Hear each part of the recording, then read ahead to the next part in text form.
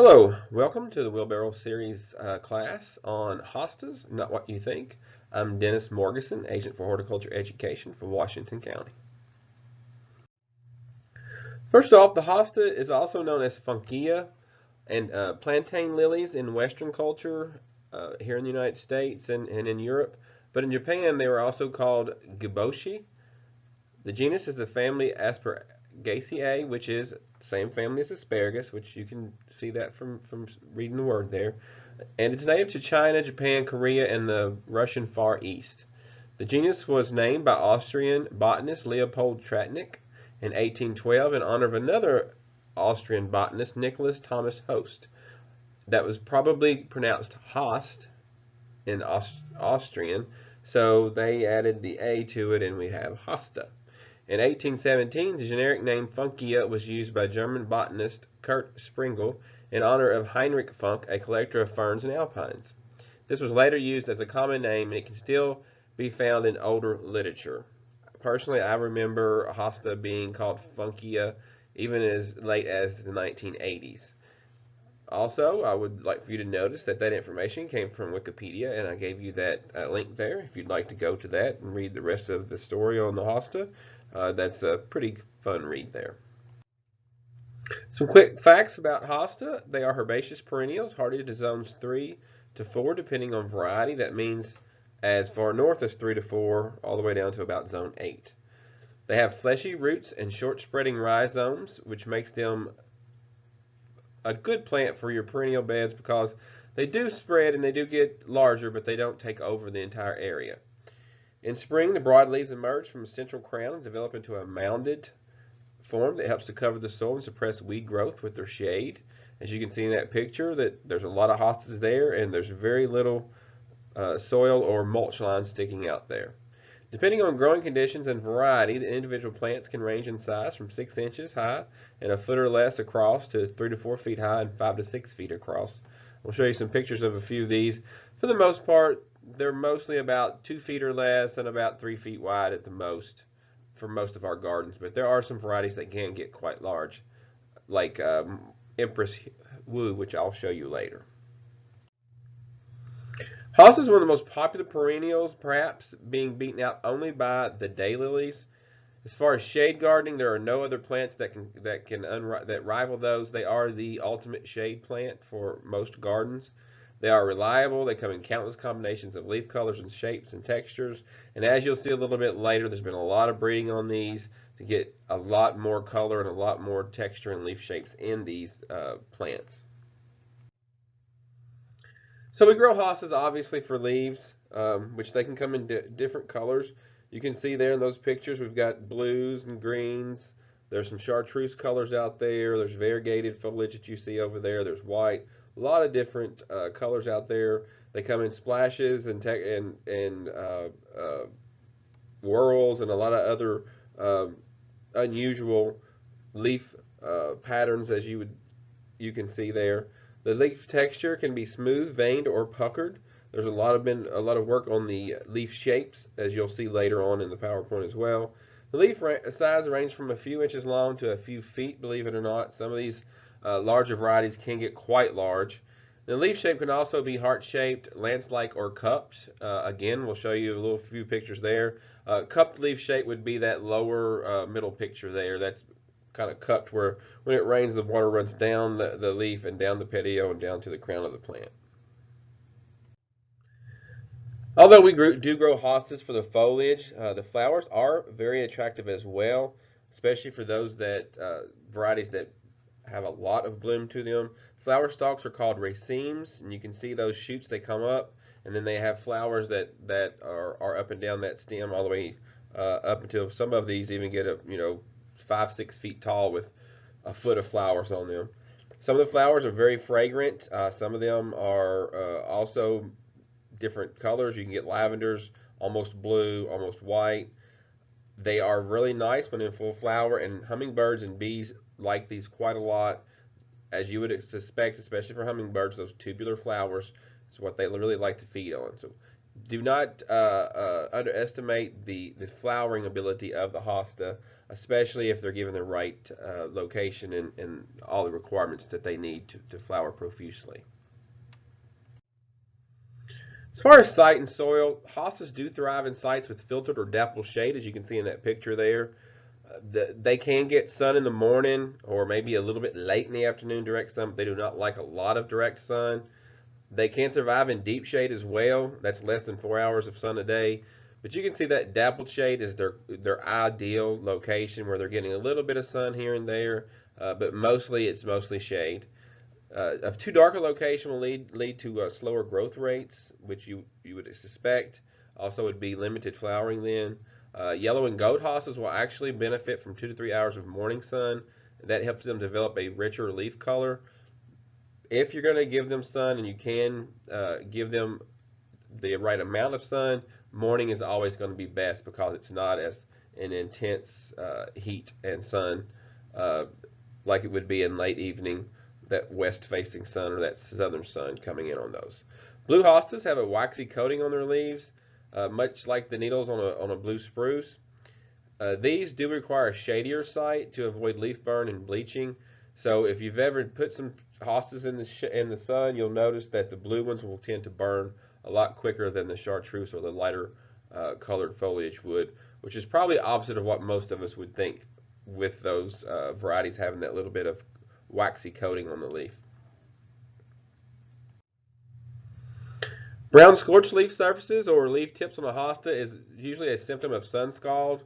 And sometimes in the spring they'll look great, they look fine, we've had sun on them, they're growing quite well. And then as the summer temperatures heat up and we start to dry up, that's whenever that you'll start to see those sunburned leaves and that sun scald setting in. If this happens, you need to move the plant to a shadier location, or you can provide more water, but usually the shadier location is going to be the remedy to that. It may be that you can't do it until later in the fall or the following spring, but that's quite fine. Usually these will sunburn. They won't die usually. They just don't grow quite as well as they would normally. Hostas do prefer rich, moist soil with high organic matter, also that's well drained. They can survive in a wide range of soils, but if you can provide the organic matter and keep it moist, they're going to grow and get larger and be more impressive for you in that setting. Adding organic materials such as peat, compost, manure, or leaves will help improve your soil structure as well. And a soil test every 3 to 5 years is helpful in determining the need for soil amendments and fertilizer. You hear me say this with everything, every PowerPoint I do about growing particular plants, but a soil test will save you time and money in the long run. And they're free right now in Washington County if you own land here. So there's no reason not to go ahead and get that soil test done, and you'll know exactly what your plants need. Planting your hostas, they can be planted throughout the growing season, but spring is generally the best time to plant them. Hostas planted in the summer, you're going to have to butter those a lot more and really pay attention to those a lot more than ones that you will plant in the spring, just to make sure their root systems get established during that hot, dry period. If you do plant them in the spring, they have a few months for those roots to get out of that soil before the hot, dry weather sets in. You can buy potted plants usually anytime during the growing season from garden centers, or you can buy bare root plants from mail order sources. Those are usually going to be the most affordable and available in early spring. However, the potted plants, a lot of us like those because you can buy those and you know exactly what your plant's going to look like, and you can put it in its location and you have an instant effect there. When planting dormant bare root divisions, if you order these in the spring, you want to make sure you place the bare root plants with the crown. You can see the crown there. There's a little, you see those little purple shoots. That's the crown of the plant where those are coming out. You want to make sure that you plant that with that even with the soil surface. So those little tips should be visible at the soil surface. So they're planted quite shallow. As far as when you're initially planting them, those longer roots will reach on down into that soil, but you want to keep in mind you don't bury it too much because if you bury that crown too much, it will rot. Potted plants should generally be planted in the same soil level as they're growing in their pot, which is pretty easy to do. And then after planting, either with either type, gently firm your soil around it like you would any other plant that you're planting.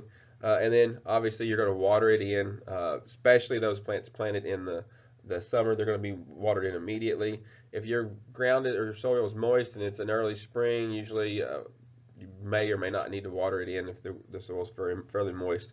We usually have a lot of wet springs around here, so most years they're going to be quite fine.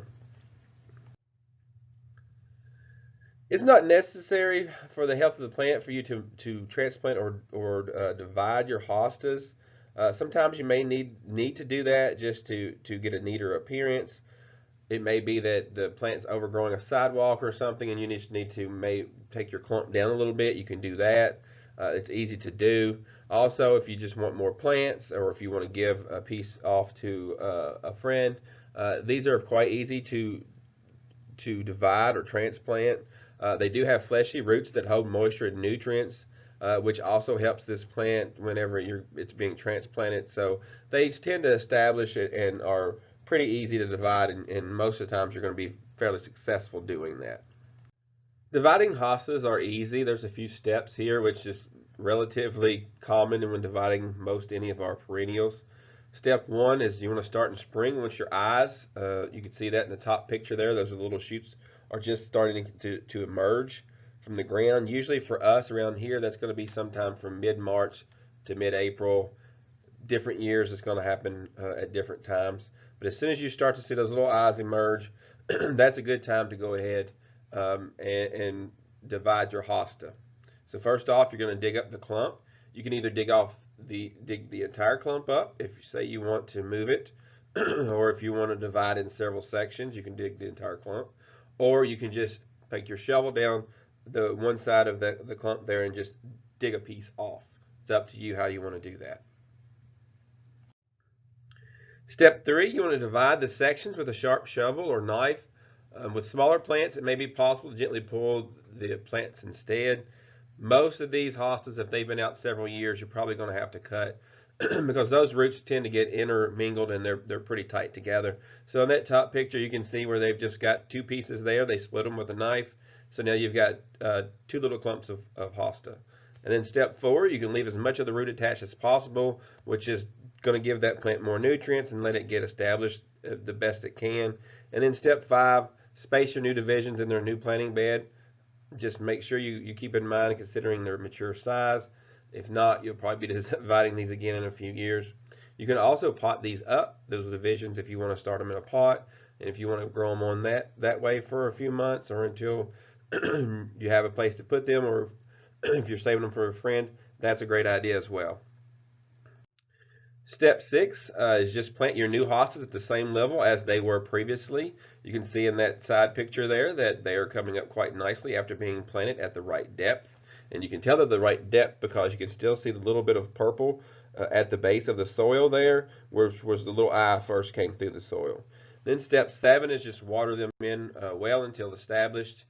If it's their first year, you're probably going to have to keep a little more water care on those, especially if we had a bad drought like we did last year. As far as care, they do need consistent, even moisture equivalent to 1 inch of water per week. That's considered best for hostas. That's considered best for most of the plants we grow. Deeper and frequent watering is also better than frequent shallow applications. So if you water 3 times a week, just a little bit, that's never as good as watering deeply once a week. By deeply, we're meaning the equivalent of 1 inch of water per week. Hostas planted in dry shade or in sunny locations or beneath shallow rooted trees such as maples or spruce are going to need additional water. So keep that in mind if you're growing those directly under those large trees or if they're getting a little too much sun. Organic mulches such as shredded bark, shredded leaves, or pine needles, that's great. That helps conserve moisture. That also keeps your weeds down. For me, that is a must for these plants that do prefer a little extra water. And then apply your mulch after the soil warms in late spring to early summer to maintain a 2 to 4 inch layer. Just take care to keep it away from the plant's central crowns because that can rot and we don't want to cover that. So just keep that in mind. I would put mulch down and keep mulch down year round. Just kind of fluff it up in the spring, maybe add another little bit of half an inch or whatever to keep that 2 to 4 inch layer each season. Because that mulch, as you know, does decompose over time.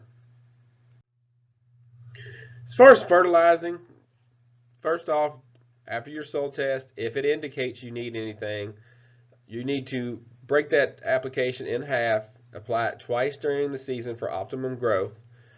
You can apply it first in the spring as your leaves emerge from the ground, and then apply it once more before flowering. Even if you want to fertilize more than that, that's not going to hurt. These plants do like the more feed, they're going to grow a little bit more, just like most of the plants. And we are wanting leaves out of these plants, so more fertilization equals more leaves. Don't fertilize past Labor Day. We want to make sure these plants go into dormancy and harden off, because if you fertilize too much, you get a new fleshy growth of these. Most of these will only grow a lot in the early spring, but given an extra amount of nitrogen, they may grow more than that one time in the spring. But just know that we want to keep this plant, we want this plant to harden off before winter sets in, because that's just going to cause damage. You can also use Osmocote there. As you can see, that's a slow release. You can put that down in the spring and probably won't have to do it again. Even if your a soil test comes back that you don't need any phosphorus or potassium, whatever, you're still going to need some nitrogen. So you may have to buy some urea if you just want to do straight nitrogen. Usually, maybe a couple tablespoons around each clump is enough. But if you want to use a slow release or something like Osmocote or an organic fertilizer that's slow release, that's quite okay too. Just keep in mind those slow releases do release their nutrients over time, so you want to put those on earlier to make sure they're not letting nutrients go past that Labor Day date. Flowering is interesting. I have known people that don't like the flowers of the hosta, but I think they're quite beautiful and they contrast quite nicely with the foliage. But as far as removing them, you can trim off your hosta flowers before they mature so they're not distracted from the leaves if you don't like them. Or you can wait until the blooms have died and then just cut the stalk off down to the crown of the plant, which is what I usually do because I enjoy the flowers.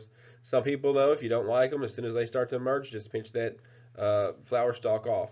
The flowers should not be allowed to set seed, however, because this is going to take energy from your plant whenever you're trying to grow a bigger plant with more leaves. You want all that energy to go back into that root system for the next season. So just go ahead and deadhead those and don't allow them to make seed. Um, if you want to try seeds, though, by all means, go ahead and let them seed and see if you can have some seedlings in the garden. They're never going to be the same as the parent plant because most of these are all hybrids, and the seeds are going to be hit or miss on what you get back. Some other things to think about as far as care. Pruning is unnecessary during the growing season, other than if you're going to trim off yellowed or hail damaged leaves or dead flowers, or just to create a tidier appearance. You want to make sure you do rake up and compost or dispose of your dead leaves in the late fall to reduce the buildup of disease and insect pests. That's a biggie. The more debris you've got around those plants, the more chance you've got for diseases coming back, the more chance you've got for insect pests. We'll talk about the one major one here in just in a minute. So just make sure you get that, discard it, put it in the compost pile, and take it out of your beds. And then winter protection is generally not necessary, especially in our area. Maybe far, far north they might be. But if you live in a far northern area, you may want to provide a little extra mulch. But in Kentucky, we're okay there. We don't freeze deep enough in the soil really to even affect these plants at all, unless they were planted late in the season. That's one thing you need to think about. If you were to plant a potted plant, say you didn't plant them until August or September, then you might want to put a little more mulch around those just to keep them from heaving out of the soil in the wintertime. As far as problems, very few problems on these. We'll talk about a couple of these. That's your number one problem right there are slugs and snails, and there's more slugs and snails varieties than what is in that picture. That's the one I usually see the most common. But you can see that what they do to those leaves, they really can destroy those leaves quite quickly. They are more of a moist pest or a spring pest, and they just love those fresh hosta leaves in the spring. So if you do notice you're starting to get damage, there's a couple things you can do.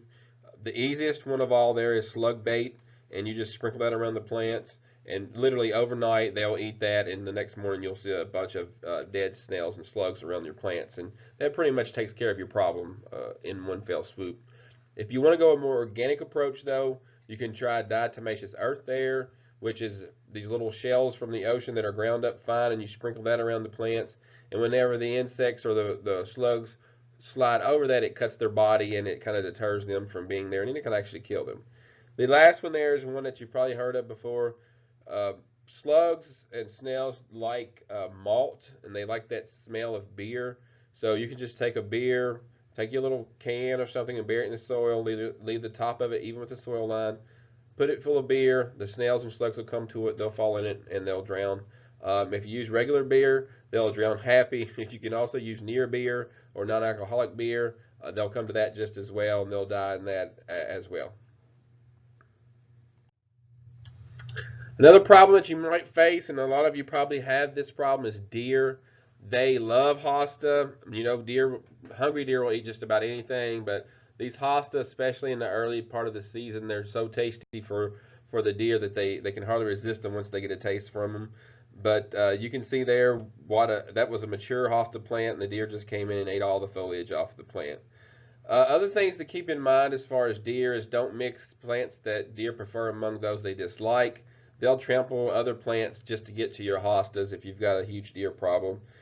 If you've got a huge deer problem, there's not that much you can do short of fencing, maybe have a good dog, something like that. There's not a lot you can do unless you're live out in the country and you've got some hunters and let them hunt on your property. But I know a lot of people that live near town or in town and have a deer problem, but short of fencing it off or getting a dog or something like that, there's not a lot you can do. The repellents don't seem to work, and once they know those hosses are there, they're going to come to those every time whenever they're in the area.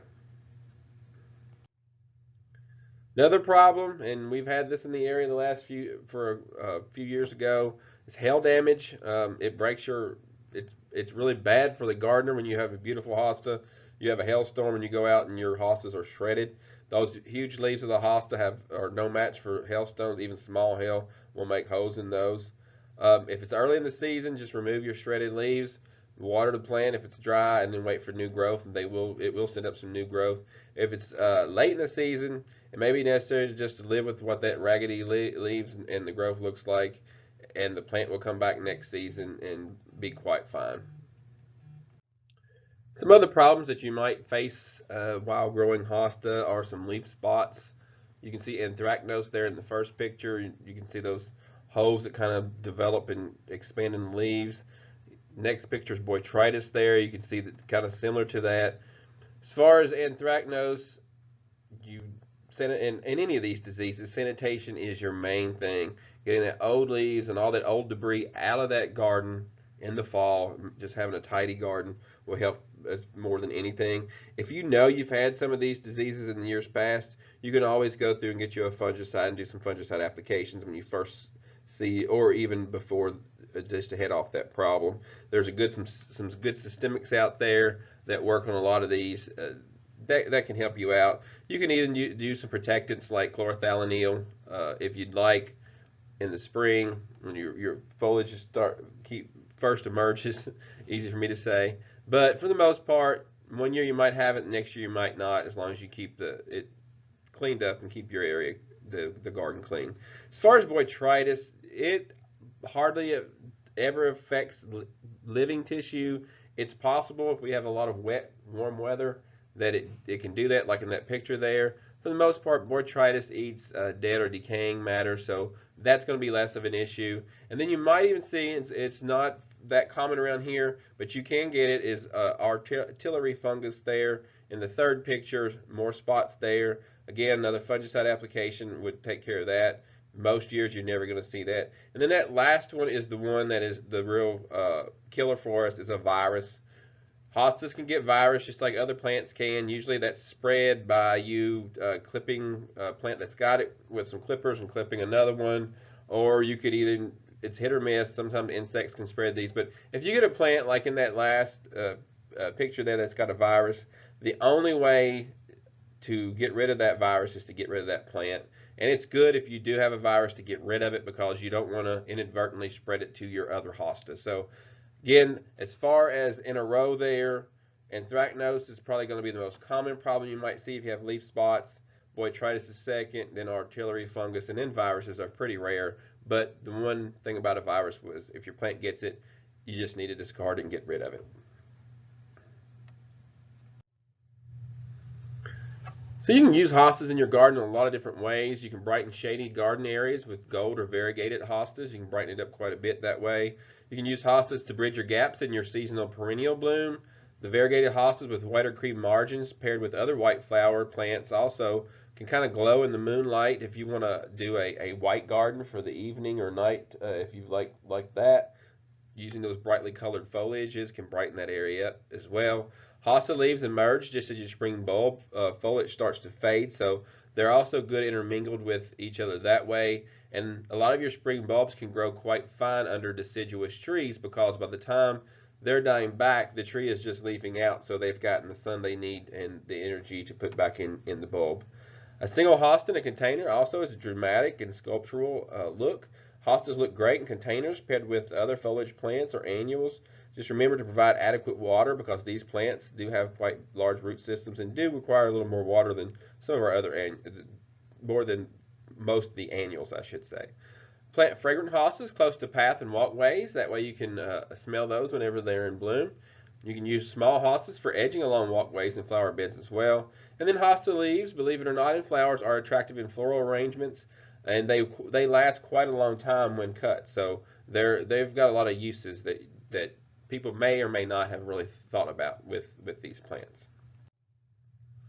One thing I just found out this past spring is that hostas are edible, and you can go to that website there for this recipe here.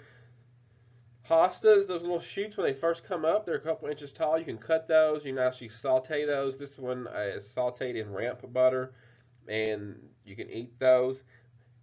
If you think back to the family that this came out of is Asparagiaceae, which then you fast forward to finding out they're edible. That kind of ties those two together.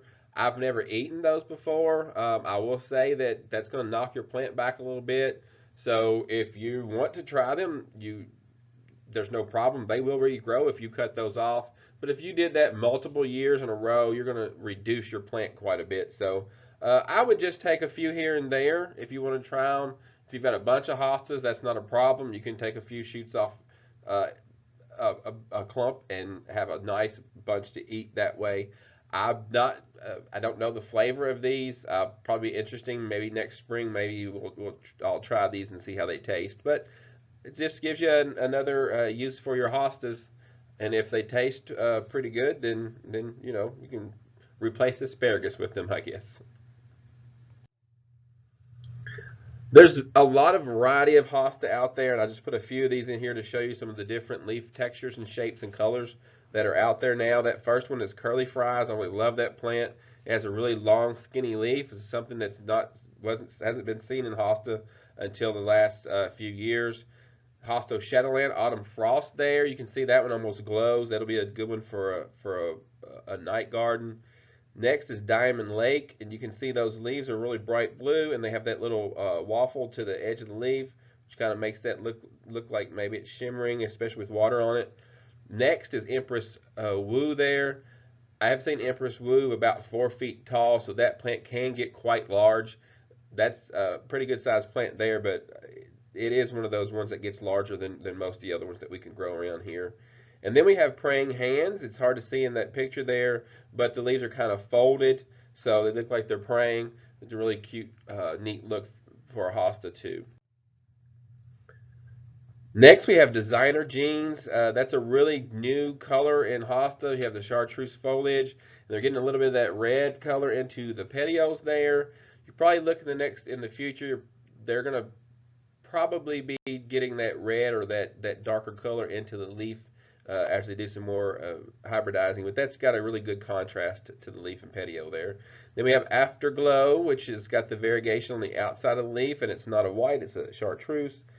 Then Mini Skirt. Mini Skirt is a nice small little hosta. It'd be good for edging. And you can see how the leaves are all curled around and it keeps its nice small shape. Then Neptune there, that's the bluest of the blue of the blue hostas. And you can see it's not a wide leaf like you see a lot of the blue hostas have the round, more wider leaf. This one's got the longer leaf, which is kind of a neat look. And then lastly, we have Great Expectations there, and it looks like it's kind of swirled in the middle with the variegation, but all the leaves are different on that plant. So those that registered for the class, you're going to take home one of each of the following hostas. This one here is Angel Falls. You can see almost looks like it's weeping. It's got two colors of green, not necessarily the white or the yellow in the leaf, which gives it a really neat effect. To me, it almost looks water soaked, which is part of the natural effect of that. This Niagara Falls, Bridal Falls was a series. This one's Angel Falls. Then we have the autumn frost. Showed you earlier. I love this coloring of this plant. These two colors on the leaf together looks really nice. This is the 2019 Proven Winners uh, Hosta of the Year last year. It's a very gorgeous plant. Looking forward to seeing that in the garden. Next is the 2020 Proven Winners National Hosta of the Year. This is coast to coast, and you can see those foliage. The foliage there is that chartreuse color, and it contrasts really great with the kind of bluish of the flowers there. And the one thing about this hosta is the flower racemes or scapes are really low to the foliage, so that contrast is really close together, which gives you another difference in some of these hostas. Most of the hostas bloomscape sentence goes up well above the foliage, but this stays down and gives you the nice contrast. Then we have water slide. That's one of those newer blue ones, but you can look at that leaf there. That leaf is kind of wimpled all the way around the edges, and it does kind of look like a water slide. It's a really pretty plant. That ruffled effect there is something that's just come into the hostas the last few years. It's really pretty. I'm kind of interested to see how that's going to play out in our season or our landscapes as well. Beautiful, kind of a bluish color there. These blue ones, whenever they get a little rain on them, I think it brings out the beauty of those more, and they show off whenever there's a little bit of mist on the leaves. All right, so if you have any questions, you can call me, obviously, at the Extension office. You can also do questions on Facebook. You can send emails. However you want to do that, you can do that. But we're here at the office. There's always somebody here. I'm here on Wednesdays and Thursdays if you want to talk to me directly. Even if you call on the other days, they're going to send you um, they'll give you my cell phone or they're going to tell me to call you. They've been giving my cell phone out and you can just call me directly. I don't mind that at all. I don't mind text. I don't mind Facebook messages. All that's fine by me. However, you can get in contact with me. If I can help you, I'm more than happy to do that. I do want to give a shout out as far as the PowerPoint goes to, you can see there the first link there, that's the University of Minnesota. They had a really good HOSTA publication, which is I used that to develop this PowerPoint. And also Walter's Gardens is where the pictures of all the hostas came from, and also where the hostas that those that register are taking home came from. So with that, we'll end the Hosta PowerPoint. And again, if you have any questions, you just contact me, and I'll help you and do whatever I can. Happy gardening.